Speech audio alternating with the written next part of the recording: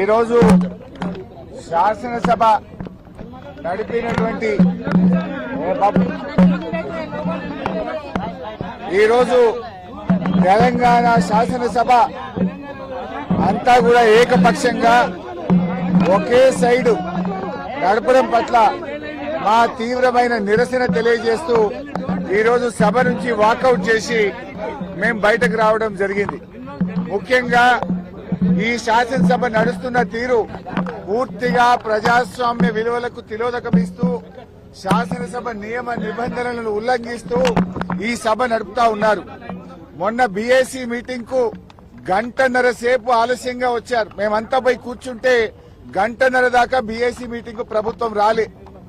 BAC meeting లో తీసుకున్న నిర్ణయాలు వేరు, ఈ రోజు శాసనసభలో బీఏసీ నిర్ణయాలని చెప్పి పెట్టింది పూర్తిగా వేరుగా పెట్టారు. బీఏసీలో 7 రోజులు అసెంబ్లీ నడుపుతామని, తర్వాత మళ్లీ బీఏసీ పెట్టి ఎన్ని రోజులు జరపాలో నిర్ణయిస్తామని బీఏసీలో నిర్ణయం జరిగింది.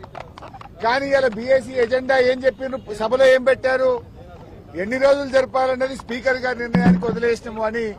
అంటే బీఏసీలో తీసుకున్న నిర్ణయాలను కూడా తప్పుదో పట్టిస్తూ సభను తప్పుదో పట్టించారు. ఇక సభ నడిపే తీరైతే పూర్తి అధ్వాన్నంగా ఉంది. ప్రధాన ప్రతిపక్షానికి మాట్లాడే అవకాశమే ఇవ్వడం లేదు. మూసీ మీద చర్చ జరిగినప్పుడు మేము కొన్ని ప్రశ్నలు సంధించాం. ఏ ఒక్క ప్రశ్నకు ప్రభుత్వం సమాధానం ఇవ్వలేదు. ముఖ్యమంత్రి గారు వచ్చి అడ్డగోలుగా గంటన్నర సేపు ప్రశ్నోత్తరాల సమయంలో మాట్లాడారు. మీరు మూసీ మీద అంత చర్చించాలనుకుంటే షార్ట్ డిస్కషన్ పెట్టండి, ఇంకో రోజు డిస్కషన్ పెట్టండి, ఎంతసేపు అయినా మాట్లాడదాం.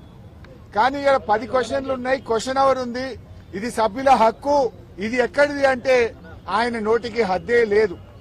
ముఖ్యమంత్రి గారు అసెంబ్లీని బూతులమయం చేశాడు. ఆయన ఎన్ని బూతులు మాట్లాడినా, ఎంత అడ్డగోలుగా మాట్లాడినా స్పీకర్ గారు ఆయనను ఆపే ప్రయత్నం చేయరు. ఇలా మేము ముఖ్యమంత్రి గారు మాట్లాడిన వ్యాఖ్యల మీద మేము ప్రొటెస్ట్ చేస్తాము, మా యొక్క సూచనలు ఇస్తాము అంటే అసలు మాకు మైకే ఇవ్వడు. మాకు మైక్ ఇవ్వకుండా ఇంకొక విపక్షానికి మైక్ ఇచ్చారు, సంతోషం. మరి ప్రధాన ప్రతిపక్షానికి మైక్ ఇయ్యారా? అంటే మీరు సభ ఏంది, బీఆర్ఎస్ పార్టీకి మైక్ ఇయ్యము, బీఆర్ఎస్ పార్టీ మాట్లాడొద్దు అనే పద్ధతి ఉంటే మరి మేము సభకు ఎందుకు రావాలి? పైగా మేము పోరాడి మైక్ తీసుకుంటే మీరు ముఖ్యమంత్రిని విమర్శించొద్దు అంటాడు. ఇది ఎక్కడి పద్ధతి? అంటే ఇలా రాహుల్ గాంధీ గారు పార్లమెంట్ లో ప్రధానమంత్రిని విమర్శిస్తలేరా? రాహుల్ గాంధీ గారు ప్రధానమంత్రి మీద మాట్లాడతలేరా? మరి మేము ముఖ్యమంత్రి మీద మాట్లాడకపోతే సభకు రావడం ఎందుకు?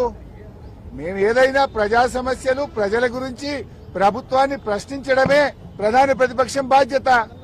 అసలు ముఖ్యమంత్రి గారు ఏం మాట్లాడండి? అలా మూసీ నది కంపు కంటే ముఖ్యమంత్రి గారి మాటల కంపు ఎక్కువైపోయింది. ఇలా మూసీ ప్రక్షాళన కంటే ముందు ముఖ్యమంత్రి గారి నోరు ప్రక్షాళన చేయాల్సిన అవసరం ఉంది. శాసనసభను ఆయన ఒక గాంధీ భవన్ గా, ఒక సిఎల్పి మీటింగ్ లాగా మార్చారు. శాసనసభలో ప్రతిపక్షాలు అడిగిన ప్రశ్నలకు ప్రభుత్వం సమాధానం చెప్తుందా? విపక్షాల మీద అదే సొల్లువాగుడు. బయట మాట్లాడిందే, గాంధీ భవన్ లో మాట్లాడిందో, సిఎల్పి మీటింగ్ లో మాట్లాడిందే, పబ్లిక్ మీటింగ్ లో మాట్లాడిన సొల్లువాగుడే అసెంబ్లీలో వాగుతారా? దీనికోసమైనా అసెంబ్లీ సమావేశాలు పెట్టింది. నేను సూటిగా అడిగిన, మూసీకి తెచ్చే నీళ్లు కాళేశ్వరంలోని మల్లన్న సాగర్ ప్రాజెక్టు నుంచే తెస్తున్నారా అని అడిగాను. సమాధానం లేదు.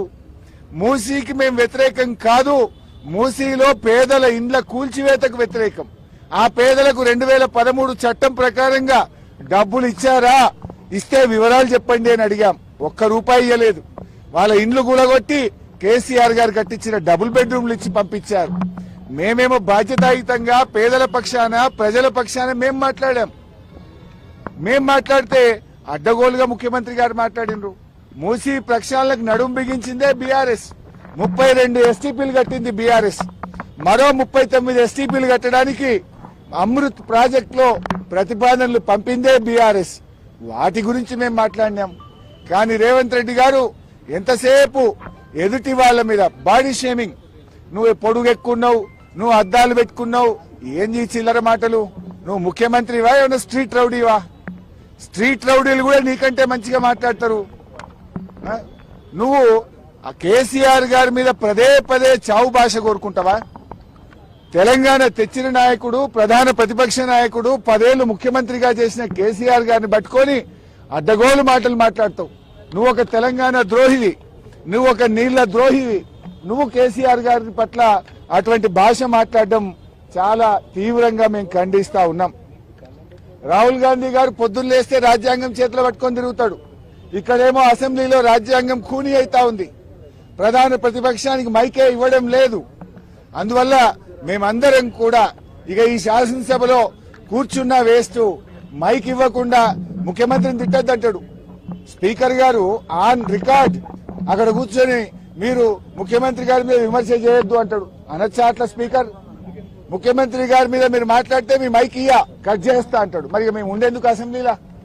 స్పీకర్ గారి పక్షపాత వైఖరికి నిరసనగా ఈ శాసనసభ ఈ సెషన్ ను బీఆర్ఎస్ పార్టీ బహిష్కరించాలని నిర్ణయం తీసుకున్నది.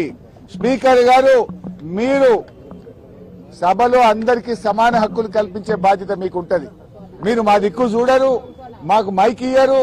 మేము ఒక అక్షరం మాట్లాడగానే మైక్ కట్ చేస్తారు. అంటే ముఖ్యమంత్రి గారు గంటన్నర మాట్లాడితే ఏముండదా? సభలో అందరికీ సమాన హక్కులు ఉంటాయి.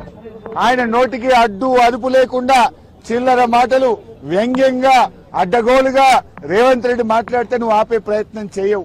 అన్ని సత్యదూరమైన అబద్దాలు మాట్లాడితే దాన్ని నువ్వు మాట్లాడవు. ఇవాళ అవినీతి గురించి మాట్లాడుతుండు. అవినీతికి ఇవాళ రేవంత్ రెడ్డి గారు అడ్డాగా మార్చిండు. రాష్ట్రంలో ఎప్పుడు లేని ఇవాళ ఏ బిల్డింగ్ కు పర్మిషన్ రావాలన్నా, యూసీ ఇవ్వాలన్నా స్క్వేర్ ఫీట్ కు ఒక ఆర్ఆర్ ట్యాక్స్ పెట్టిండు. ఆర్ఆర్ ట్యాక్స్ పెట్టింది నువ్వు కాదా? హైదరాబాద్ లో ఏ బిల్డర్ని అడిగినా బిల్డరు చెప్తారు కదా, యూసీకి ఎంత తీసుకున్నావు, లేదా బిల్డింగ్ పర్మిషన్ కి ఎంత తీసుకున్నావు, ఫైనాన్స్ లో బిల్లులు రావాలంటే 30% కమిషన్, ల్యాండ్ కన్వర్షన్ కావాలంటే 30% కమిషన్. ఈయన ఇంకా పైగా అవినీతి గురించి మాట్లాడుతుండు. అసలు నీకు మాట్లాడే నైతికత ఉందా? ఈ రాష్ట్రాన్ని అవినీతిమయం చేసినావు. ఫైల్ కదలాలంటే ఒక రేట్, పని కావాలంటే ఒక రేట్, అన్నిటికీ అఫీషియల్ గా కరప్షన్ కు కూడా ధరలు నిర్ణయించిన నువ్వు మా గురించి మాట్లాడతావా?